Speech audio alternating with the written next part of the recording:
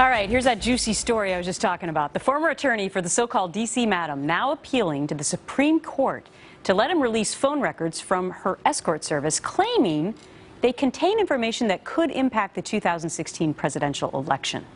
The attorney writing, quote, "Time is of the essence because people are casting votes in primaries and caucuses. I believe this information is relevant to that political discourse." Okay, relevancy, Eric. He claims that this is a blockbuster and that it would change the scope for the American voter for the presidential election. And Gretchen, that is why it's so relevant. When you have someone with something that could implicate a presidential candidate or someone that is very close to that presidential candidate doing criminal activity, especially something like prostitution or some type of escort type of service that was illegal, that is major, and the public has a right to know.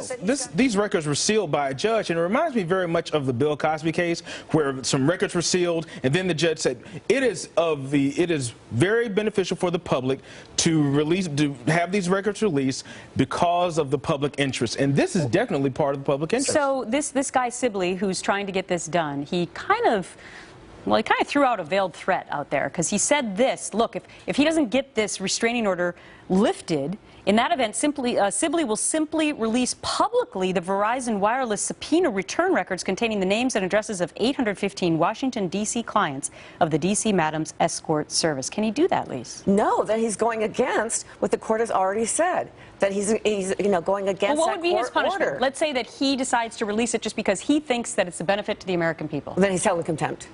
Okay. Absolutely. So he'd go to jail. He could go to jail for contempt, civil contempt. Absolutely. Eric? He could go to jail, but this man has literally nothing to lose. He's told the media, and he's told everyone. Well, some people don't care about jail. He wants to protect the public interest. Some people don't. He's saying, I have a timer where if something happens to me, if he dies, if he's killed, if he's missing, then these records will be released because they're on 3 separate servers across the world. What do you think the chances are that this restraining order is lifted? That. I believe there's a decent chance, and he's going to release it anyway, so we will hopefully see exactly what's on it. I want to know what's on it.